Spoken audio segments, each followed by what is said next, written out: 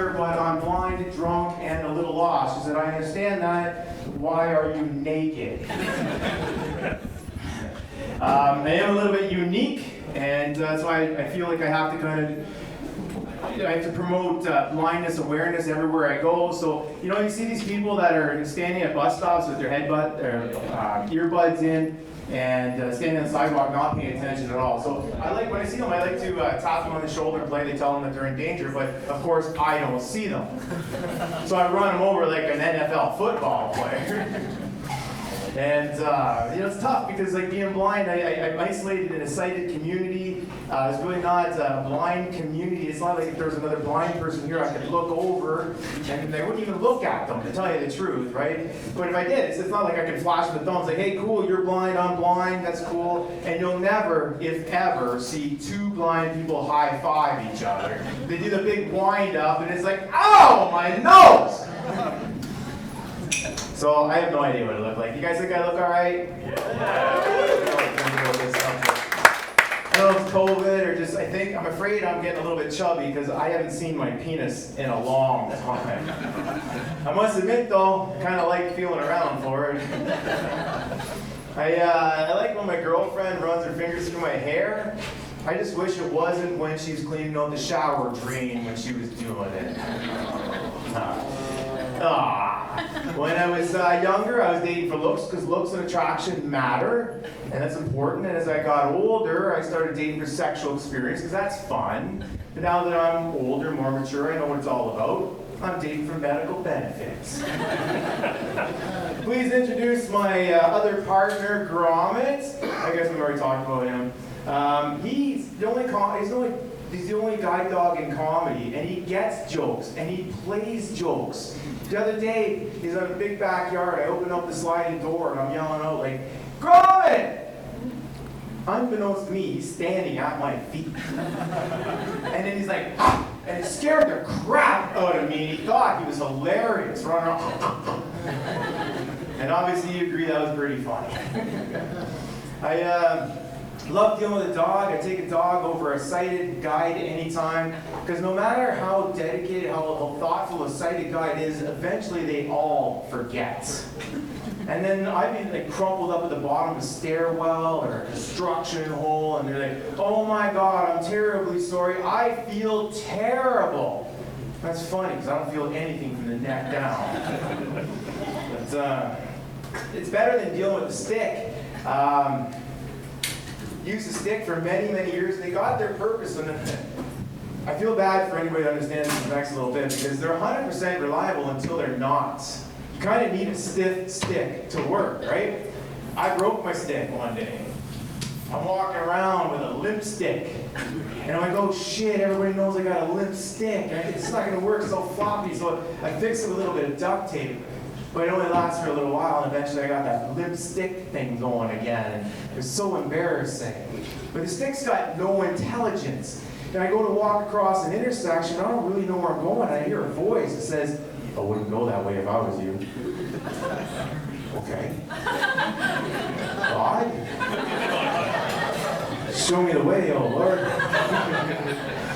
And I don't like the traffic beepers, the blind people traffic beepers, I get it, they're good, but, halfway, you start going beep, beep, beep, beep, but halfway, they start going, uh-oh, uh-oh, uh-oh, and you know what? People yelling, watch out, isn't as helpful as you'd like to think it is. And walking down the street, I hear a group of people talking, so I'm preparing to go around them. And then they see me coming with a 4-foot stick, and they stop talking. It's kind of like, shh, blind guy coming. That's how you figure this out. Right? So I accidentally whack them with my stick, and they apologize to me, which is pretty cool. But even better is when parents tell their kids to get out of my way, and I accidentally kick them. I love that. You guys are like, I don't care about the joke, just kick the kid. Well, you know what I love about that is because first they cry and then they get yelled at. I shouldn't do that though because I love kids. They're so sweet, innocent, but they're brutally honest. They look up and they're like, "Hey, mister, what's wrong with your eyes? How come you're not looking at me?" It's like, "Ouch, kid, that hurts. These guys are freaking ugly. Get some sensitivity training." My God, that ugly bugger. So he's cute. I like dealing with Gromit. He's been amazing for my independence. This might be a sensitive subject because I don't really know Gromit's sexual orientation. But judging by his humping habits, he's not that discriminatory. So I'd have to put him somewhere on the bisexual spectrum with a slight twist of bestiality. It's a little bit kink, I don't know.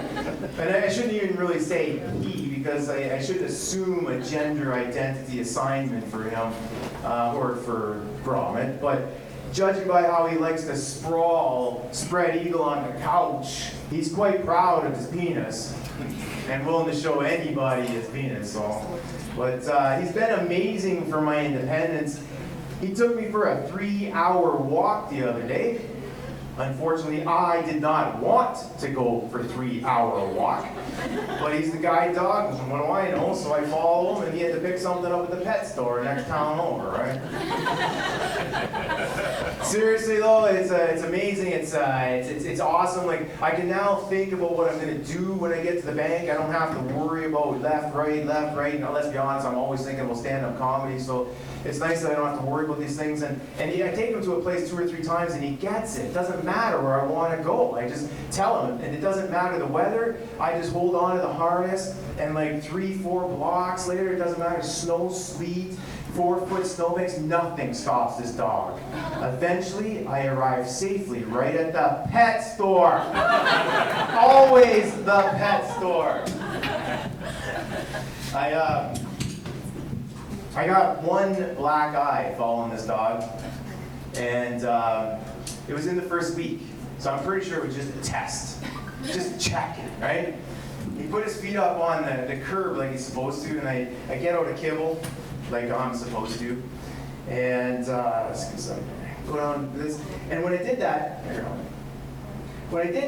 I banged my face off the railing at Tim Hortons between the sidewalk and the drive-thru. And he kind of looks up, he's like, "You really didn't see that." You gotta remember, he was trained like for blind people, not by blind people, right? So he's like, "Oh, wait a second, the harness, the training," he's like, "I get this. This job is gonna be amazing." And things started out great, like a lot of abusive relationships often do, right? He was doing things by the book, professional.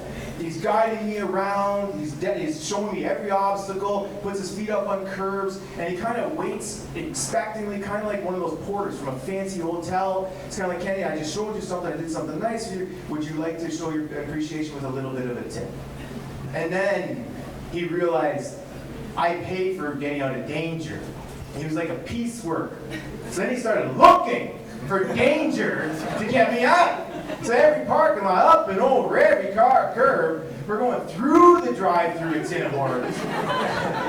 And then when he sees a construction site, he's thinking, jackpot, like 1, 2, 3. He basically turned me into a personal kibble Pez dispenser, like again and again and again.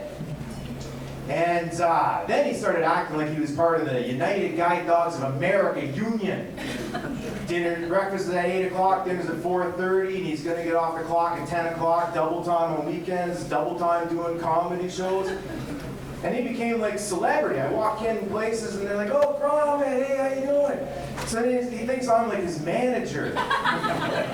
He walks up to a door, he says, "Open the door." And they're like, "I'm a celebrity, open the door for me," right?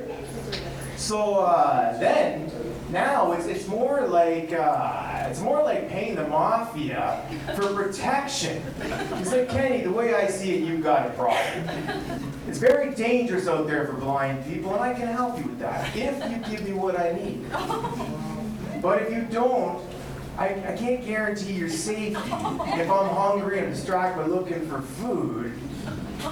But I can guarantee you that no one's going to think I put you in front of the bus on purpose. You think guide dogs are all selfless and such. I heard about a guide dog in Toronto that took his blind guide up to the edge of Lake Ontario. And I'm sure the blind guy would have stopped if he could have. But when he stops and puts his head down, the handle kind of acts like a bit of a catapult, kind of like putting your front brakes on your bicycle. Pretty much a screw you blind guy, if you ask me, like right into Lake Ontario. That's why early on, when I had Gromit, I let him get me a little bit too close to the curb, and then I stepped out on the road and I dragged him with me. It's like, where I go, you go, we're a team, fuck you, guide dog. We've done 8 years together. We've done a lot of things. He's been absolutely amazing. We've done 3 of those obstacle course runs, Rugged Maniac, Foam Fest. You guys familiar with those? Yeah. There's like 25 obstacles, and they all have like really neat names, and such like this. But the people behind us kind of got a bonus obstacle because Gromit pooped on every single one of the obstacle courses, right? Or I say he likes to call it the slip and slide event, right? A couple of years ago, we were in London and we were going across a pond on like a lily pad kind of thing. And Gromit didn't like the feel of his jiggling stuff. There's a lot of legs with his, my legs, stuff like that. So he bailed. And like a good team player, I followed the guide dog into the water. Then last year, I was talking to I had a GoPro, and I was doing like interviews and stuff, and I was talking to the lifeguard. So what do you think our chances are? He said, 50-50. I'm like, that's pretty fair.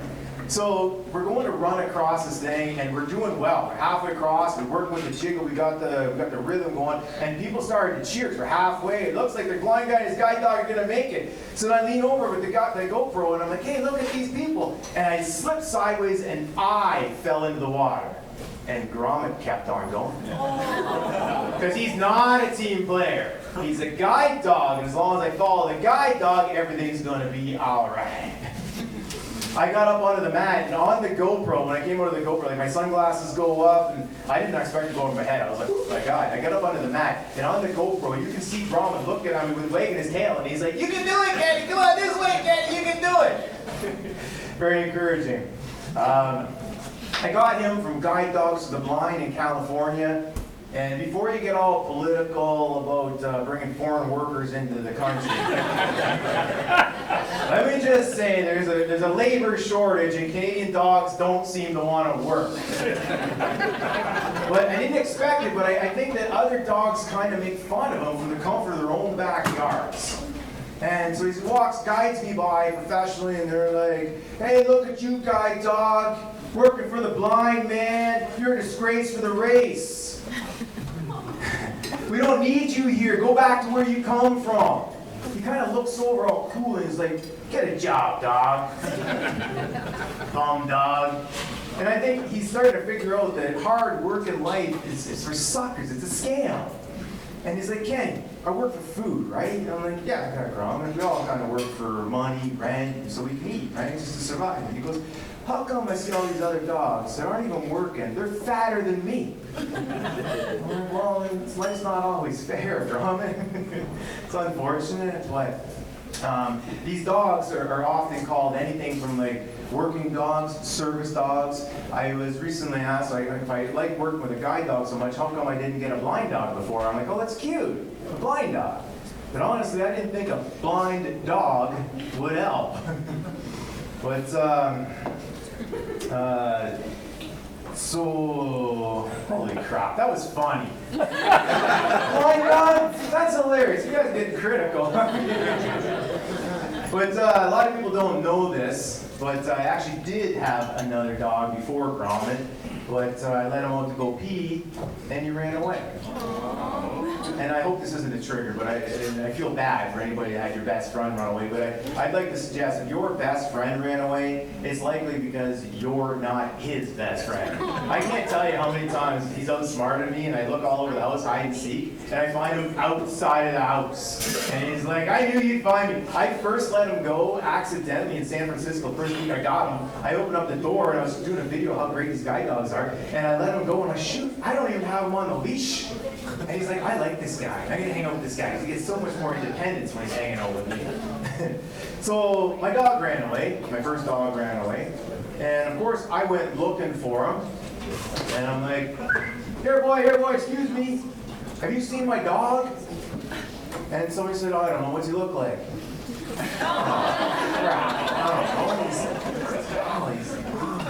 furry, goes woof.